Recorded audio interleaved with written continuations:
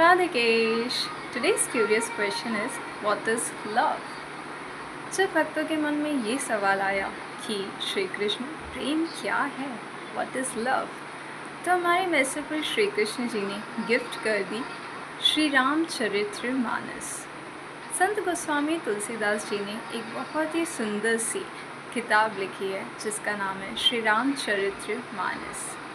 जब हम उसे पढ़ते हैं और उसमें जब हम भरत जी का चरित्र पढ़ते हैं तो हमें हमारे क्वेश्चन का आंसर मिल जाता है। भरत जी का चरित्र सिखाता है कि वास्तव में प्रेम क्या होता है। बात ऐसी है कि वनवास मिल चुका है श्री रामचंद्र जी को, वो सीता जी लक्ष्मण जी के साथ वन में है। जैसे ही पता चला भरत जी को, उनका तो दिल ही टूट गया। उनके आँखों से कम दिल से ज़्यादा आंसू बहे जा रहे। उन्हें समझ नहीं आ रहा है कि वो क्या बोले।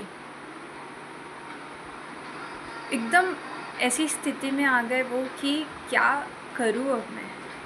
उन्होंने जैसे तैसे सबको मनाया और सबको लेकर चले वन की ओर कि हम अपने श्री राम जी को वापस लेके आएंगे। ये राज्य मेरा है ही नहीं, मैं तो राजा राम का सेवक हूँ। कभी सपने में भी मैं नहीं सोच सकता राजा बनने का। जब ऐसी बातें सबने सुनी, उनके ऐसे भाव को देखा, तो सबने कहा चलिए चलते हैं, श्री राम को वापस लेकर आते हैं। पूरा वन का मार्ग अयोध्या से चित्रकूट पहुंचने तक का जो सफ़र था, भरत जी और शत्रुघ्न जी ने बिना फुटवेयर के, बिना किसी भी चरण पादुका के पैदल चलते चलते पार किया।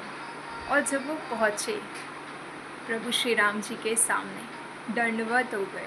जैसे प्रभु श्री राम ने देखा भरत आए हैं, खुशी के मारे दौड़ के गए और अपने गले से लगा लिया अपने प्रिय भरत को। उन्होंने वो जो मोमेंट है उसको कोई वर्ड्स में एक्सप्रेस ही नहीं कर सकता। वो एक्सट्रीम लेवल ऑफ लव का वो मोमेंट है जहाँ पे दोनों भाई अपना लव शेयर कर रहे हैं। Highest level of divinity. कुछ दिन सब लोग वहीं पर रुकते हैं। अब जो वन होता है वो सुख सुविधाओं से पूरा तो नहीं होता, वहाँ पे तो फल वगैरह खा के सब रहा जाता है। तो श्री राम जी को ये बात अच्छी नहीं लगती थी कि मेरी माताएं, मेरे प्रिय भरत शत्रुघ्न यहाँ फल खा के इस तरीके से रह रहे हैं। तो उन्होंने अपने गुरुजी को कहा, गुरुजी अब समय आ गया है कि आप सबको अयोध्या वापस लौट जाना चाहिए।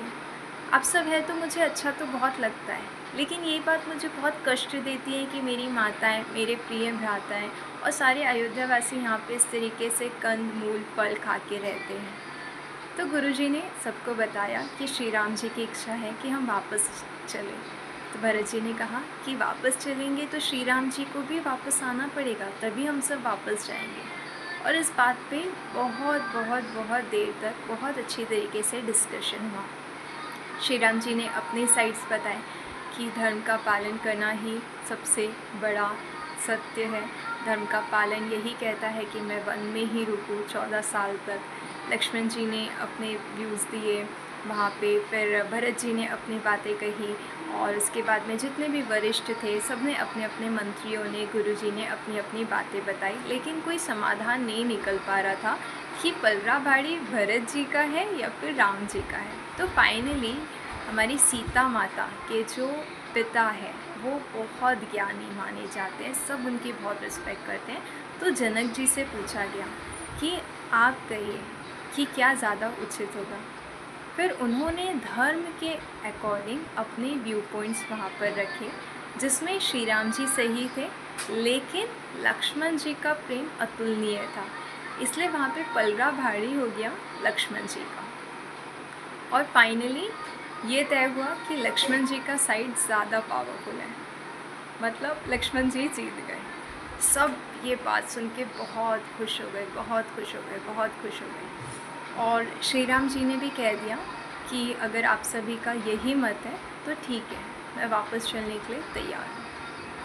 जैसे ही सब ने ये सुना, सब खुशी से झूम उठे, सब एक दूसरे को गले लगा रहे हैं, नाच रहे हैं, एक दूसरे को लड्डू खिला रहे हैं। बहुत खुश है, बहुत खुश है, बहुत खुश है कि हमारे भगवान श्री राम जी, सीता जी, लक्ष्मण जी सहित वापस अयोध्या को चल रहे हैं। उतने में ही भरत जी ने देखा कि प्रभु श्री राम के मुख पर खुशी नहीं है, वो बहुत दुखी है इस बात से कि वो वापस जा रहे हैं। बस ये देखा भरत जी ने और वो चरणों में बैठ गए प्रभु श्री राम जी के, हाथ जोड़कर कहने लगे, हे नाथ, मुझे क्षमा कर दीजिए, आप मत चलिए वापस, आप मत आइए अयोध्या।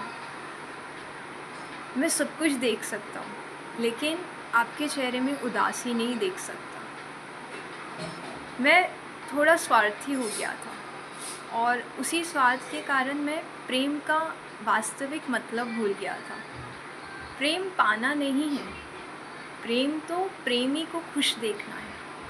प्रेम का मतलब पाना नहीं है, प्रेम का मतलब तो अपने आराध्य को प्रसन्न देखना है, अपने आराध्य के मुख में स्माइल को देखना है। तो भरत जी ने इस बात को वहाँ पे कहा कि प्रेम का मतलब पाना नहीं है, प्रेम का मतलब अपने आराध्य को खुश देखना है। That's it. आगे उन्होंने कहा, आपकी खुशी अगर यहाँ वन में रहने में है, वचन का पालन करने में है, तो नाथ आप यहीं रहिए, मैं वियोग सह लूँगा। 14 वर्ष हर क्षण मेरे लिए बहुत कठिन होगा, बहुत ज़्यादा। मैं जानता हूँ मैं जी भी नहीं पाऊँगा, इतना कठिन मेरे लिए हर क्षण होगा, लेकिन फिर भी मैं 14 वर्ष तक सह लूँगा आपका इंतज़ार। लेकिन वादा करता हूँ सिर्फ 14 वर्ष। 14 वर्ष आप वन में रहिए, मैं 14 वर्षों तक आपका इंतज़ार करूँगा और 14 वर्ष जैसे ही पूरे हो आप मेरे सामने आ जाइएगा, नहीं तो मैं अपने प्राण त्याग दूँगा। 14 वर्षों का इंतज़ार उन्होंने स्वीकार कर लिया। क्यों? क्योंकि श्री राम की प्रसन्नता उनके लिए प्रेम है और यही प्रेम का वास्तविक रूप भी है। प्रेम मतलब पाना नहीं होता, प्रेम मतलब प्रेमी का साथ भी नहीं होता। प्रेम का सिंपल मतलब होता है अपने आराध्य को प्रसन्न देखना। जिसमें आराध्य प्रसन्न, वही हमारी प्रसन्नता।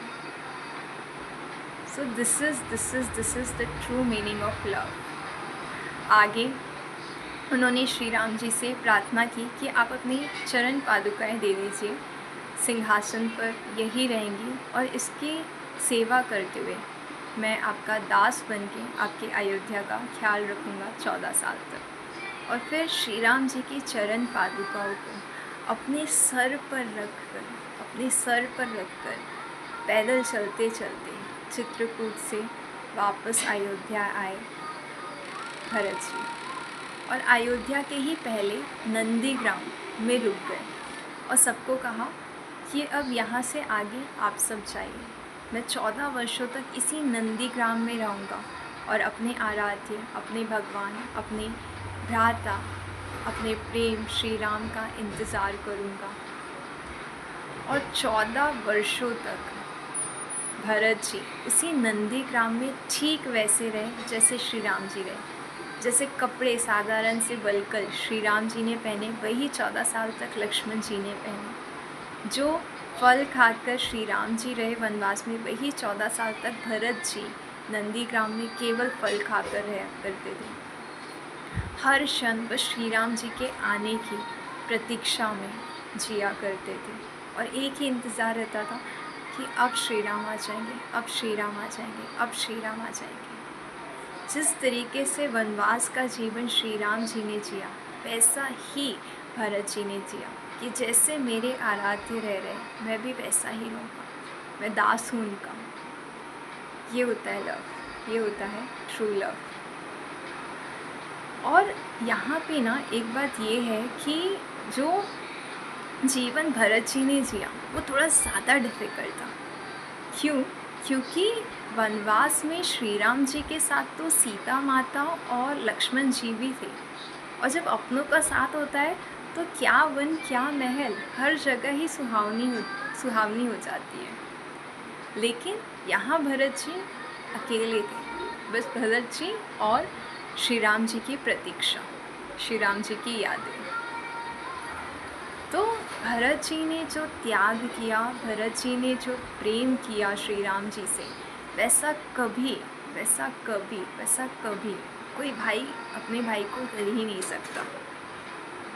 तो अगर प्रेम क्या है समझना है तो भरत जी के चरणों का स्मरण करना चाहिए, उनका आशीर्वाद मिल जाए तो ऐसा प्रेम हम भी कभी कर सकें, जहाँ पे हमारे लिए प्रेम का मतलब पाना नहीं हो, सिर्फ अपने आराध्य की प्रसन्नता हो। जिसमें आप प्रसन्न आराध्य, उसी में हम प्रसन्न, यही हमारा प्रेम।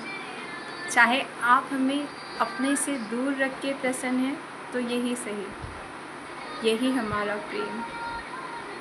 सो प्रेम करना सीखिए, भरत जी की पूजा कीजिए, उनके चरणों का स्मरण कीजिए, प्रार्थना कीजिए कि जैसा प्रेम आपका है श्री राम के लिए, वैसा ही हमारा हो जाए अपने आराध्य के लिए। और अपने आराध्य, अपने श्री राधे कृष्ण, अपने इष्ट से हमेशा वही प्रेम कीजिए जहाँ पे आपके लिए प्रेम का सिंपल मतलब पाना ना हो, केवल अपने आराध्य को प्रसन्न देखना, प्रसन्न देखना, प्रसन्न देखना हो। जिसमें आराध्य प्रसन्न, उसी में हम प्रसन्न, यही हमारा प्रेम। May Radhe Krishna bless everyone. Hare Krishna, Radhe Krishna.